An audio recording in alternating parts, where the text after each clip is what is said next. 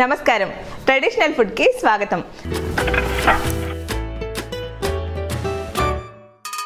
సాంప్రదాయమైన వంటకాల్లో ఇవాళ సేమియా పులిహోర చేసి చూపించబోతున్నాను. వాటికి కావాల్సిన పదార్థాలు ఏంటో ఒకసారి చూద్దాం. సేమియా పులిహోరకి కావాల్సిన పదార్థాలు: సేమియా, పోపు దినుసులు, పచ్చిమిర్చి, నెయ్యి, కొత్తిమీర, కరివేపాకు, పసుపు, ఉప్పు, నిమ్మకాయలు, నూనె. సేమియా పులిహోర తయారు చేసుకునే విధానం: ముందుగా స్టవ్ వెలిగించుకొని సేమియా ఉడకడానికి సరిపడా నీళ్లు వేసుకుందాం. నీళ్లు మరిగేలోపు పచ్చిమిర్చి కట్ చేసుకుందాం.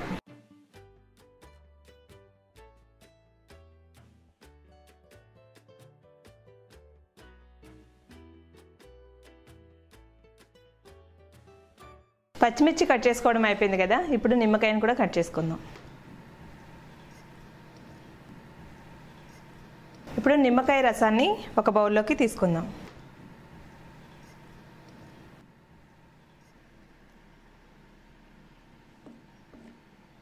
నిమ్మకాయ కట్ చేసుకోవడం అయిపోయింది కదా, ఇప్పుడు కొత్తిమీర కట్ చేసుకుందాం.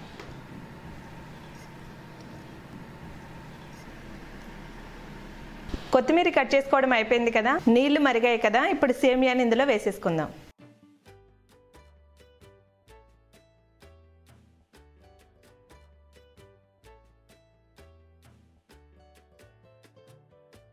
ఈ సేమియాలో కొద్దిగా ఉప్పు వేసుకుందాం. ఒకసారి బాగా కలుపుకుందాం. ఒక 2 నిమిషాలు బాగా ఉడకనిద్దాం. సేమియా ఉడికింది, ఒక బౌల్లోకి తీసేసుకుందాం.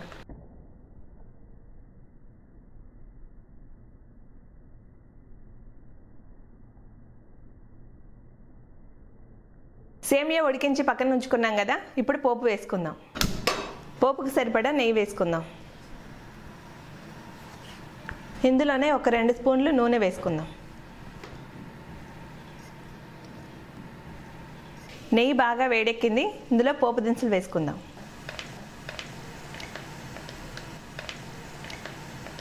పోపు దినుసులు బాగా వేగాయి, ఇప్పుడు పచ్చిమిర్చి వేసుకుందాం.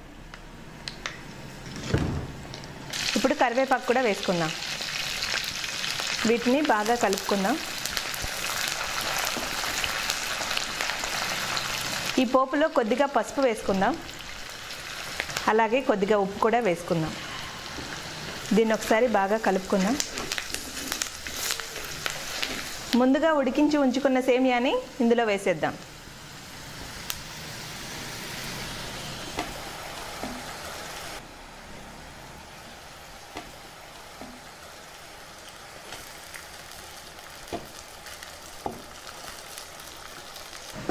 ఇప్పుడు స్టవ్ ఆఫ్ చేసేసుకొని నిమ్మకాయ రసం వేసేసుకుందాం.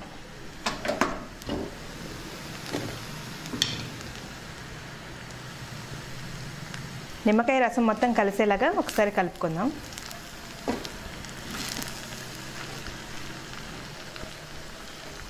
సేమియా పులిహోర రెడీ అయిపోయింది. ఇప్పుడు కొత్తిమీర చల్లుకుందాం.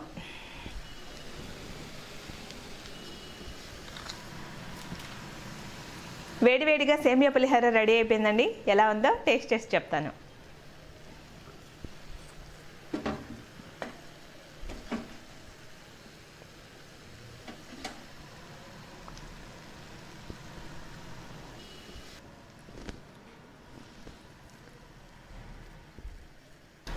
సేమియా పులిహోర చాలా టేస్ట్గా ఉందండి.